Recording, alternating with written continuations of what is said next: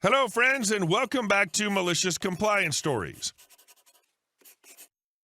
We're starting today's video with a story about a workplace tough guy who learned the hard way that size and muscles don't mean much when you lack grit. But before we begin, best way to support our channel is to leave comments, like, and subscribe with the turned-on bell so you don't miss the new video every single day. Here we go. The day I humbled a workplace bully with paintball. Back about a decade ago, I was working two jobs, a weekday one where I was making doors and windows, and a weekend one where I was a paintball referee. At my week job, most of us were in our 20s. Me and this other guy, let's call him Mark, were the youngest, both at 21 and 23. I've always been small, still today, I'm like 5'10". Mark was at least 6'1" and big too. He trained and worked out and was probably a bully in high school. He always made fun of everyone, not really bullying, but still enough to be unpleasant to work with, even though he was good at his job. So one day, another coworker comes to me, and he's like, "Hey, OP, that Saturday, we're planning to go play paintball at your work location. Think you can take a day off and play with us?" I'm like, "Nah, the schedule's already out, and I work, but you know what? Call back and ask for me as your referee, and I'll make y'all have an incredible time." Day comes. They're in my group to manage. I took a few more shots than usual, which I know that all the guys from the week job must have at least shot me on purpose at least once for craps and giggles. I still had an awesome day. Then came the end of the route. At our location, we had an enormous terrain where all groups spend the rest of the day at until they're out of munition and go back to the base camp. So before going there, I start talking to my group how I love my day with them and I want to give them a little treat by shooting me with a squad execution, which consists of me standing alone and they all shoot me one round at once, making me take 40 to 50 rounds when there's 40 to 50 players. It's a lot of adrenaline. Then I see Mark's eyes glowing, grinning at the thought of shooting maybe 2 or 3 instead of only 1, and I called him out, pointing at him, "Except you, Mark, I'm challenging you. You're not man enough to join me." Cue a silence. I know he's starting to crap his pants, and know what? I'm even going to remove my bullet vest. I then remove my protective vest, leaving me with just a usual paintball clothes, t-shirt, pants, gloves, scarf, boots, mask. The vest really does protect you a lot. You feel a tap instead of a hurting snap with it. I can see the dread on his face, knowing all of our colleagues are now looking at his inflated ego being challenged. He couldn't refuse. Yeah, if you can do it, I sure can. His famous last words.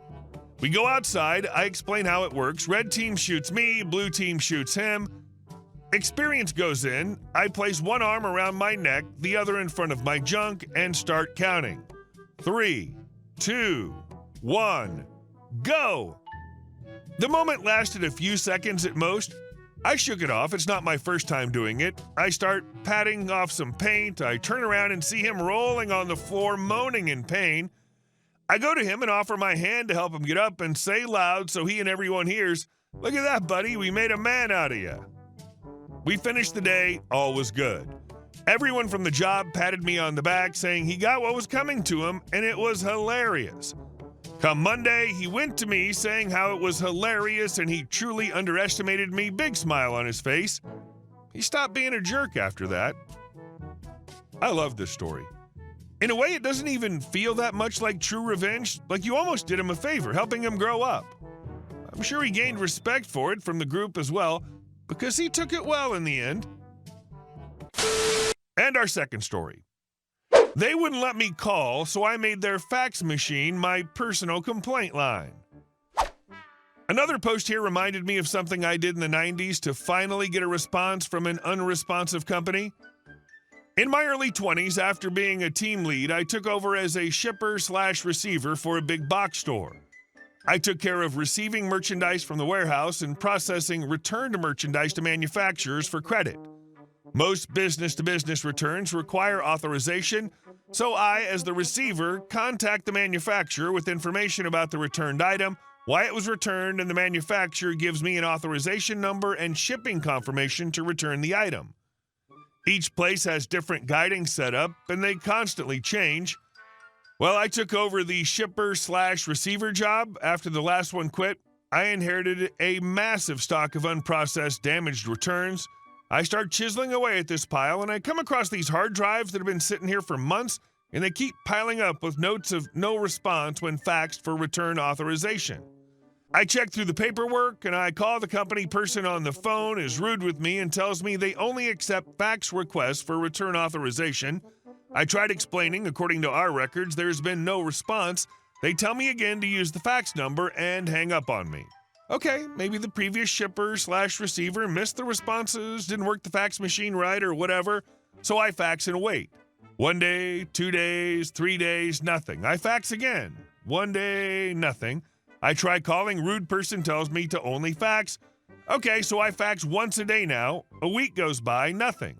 Now I'm getting angry and getting tired of seeing those returns. So after that week, I walk in a D every hour on the hour. I send 2 faxes. About 4 hours into my shift, I get a call. It's from the company I've been trying to get a hold of. Them. Can you stop faxing us, please? Me. Can you give me a return authorization number for these items, please? My store's been trying to get this authorization for months. Them. Well, you have to call this number. 555 BS, more BS.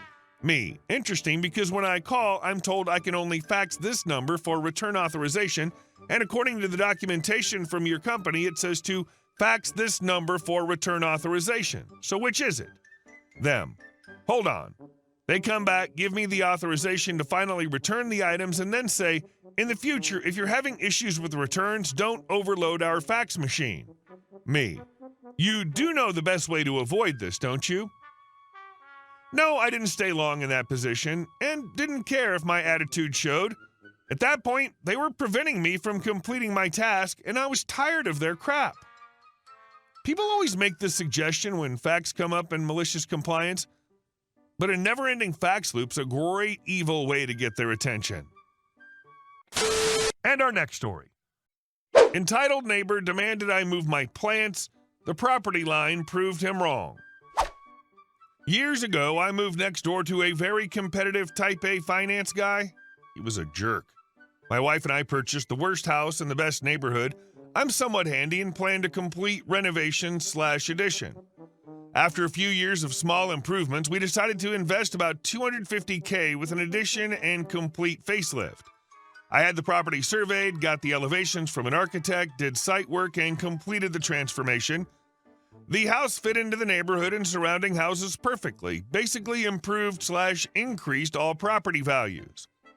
During the transformation, all the neighbors would stop by with compliments. Our 4 kids were always outside, and we got along with everyone, even the competitive neighbor and his family. The last part of the master plan I had in mind was the landscaping. Early on a Saturday morning, my friend/builder went to a wholesale nursery and picked up about 25 somewhat mature plantings, including rhododendron plants. These were as big as you could buy, transport, and install. We worked all weekend. I put 6 in a row along the front yard property line of competitive neighbor. Monday morning, I get a call at my office from said neighbor complaining that the plants were on his property. They were not, and I explained the survey I had done for the addition, etc. He wasn't having it, and we went back and forth for a couple weeks. Finally, as he was fuming to his wife, my wife heard about it, so I called the surveyor. We talked, and he said he'd take a look when he could fit it into his schedule. I thanked him and asked him to put orange stakes along the property line if I was right and to give me a call if I'm wrong. Needless to say, neighbor had been complaining to all the other neighbors about what I'd done. Anyway, fast forward about 2 weeks later on Friday, I'm taking a right into my street and I see about 10 bright orange painted 2-inch square stakes up my property line to the left of the beautiful plants. At this point, Mr. Neighbor has complained about me at his fancy country club, and many in my small town heard about the situation. I found this out later. Anyway, I didn't say anything until he came over asking me when I was going to take the stakes down. Those stakes stayed up for about 9 or 10 months, just long enough for everyone in the neighborhood and all the people who went to his parties to ask him why they were there. My wife and I also went to some of his gatherings, and he was kissing my butt asking when I was going to remove them. I always responded with a smile, "Oh, when I get around to it." I would have moved the plants right up against those stakes, maybe 6 inches in to give the plants room to grow, but as close as possible to piss him off more. And our last story. My nightmare neighbors took over the street, so I took over their cars and their house. We live in an older neighborhood where street parking is public, meaning technically anyone can park anywhere. I don't expect to have an exclusive spot in front of my house, but what I didn't expect was that my rude, entitled neighbors would treat the entire street like their personal junkyard, leaving us scrambling just to find a place to park, even for our own guests. Across the street from us is a small business, so there are always cars parked in front of our house from customers and employees. That'd be fine if it weren't for the neighbors to our left who collect junk and cars like they're afraid of empty space. They own 5 vehicles, but only 2 actually run. The other 3 are nothing more than rusting eyesores taking up parking spots. To make things worse, they have a constant stream of visitors who think the street is an extension of their driveway, meaning there are usually 4 to 5 extra cars clogging up the block. Things got even worse after they got into a screaming match with the business across the street over parking. It escalated to the point that cops were called. After that, the business stopped letting people park in front of their house. And guess where all the overflow parking ended up? Right in front of ours. At first, we tried to be patient, but when we went out of town for a few days, things escalated beyond belief. When we got back, we saw that 2 of their broken down cars had been moved directly in front of our house, and they never moved again. Weeks passed. It was getting absurd. We had no parking. Anytime we had family over or a repairman stopping by, they had to park half a block away, while these people treated the curb in front of our house as their personal car graveyard. We thought about confronting them, but these neighbors were already incredibly rude and unreasonable. They had previously accused us of stealing their packages while we weren't even in town, and they constantly let their junk spill into our yard like it was a dumping ground. A civil conversation wasn't going to solve anything. So we found a different solution. If they treat the street like a junkyard, we'll treat their cars like junk. After doing some research, I found out that most cities have ordinances against abandoned and non-operational vehicles sitting on public streets. If a car doesn't move for a certain period, the city can tag it, and if it's still there after a given time, they'll tow it. The best part, the city doesn't tell the owners who reported them. I quietly submitted a complaint and encouraged a few of our friendly neighbors to do the same. A couple of days later, violation stickers were slapped onto their junk cars. Still, they did nothing. They probably thought they could ignore it like they ignored everything else. And that's when the tow trucks arrived. One by one, their abandoned cars were hauled away while I stood in my window watching with pure satisfaction.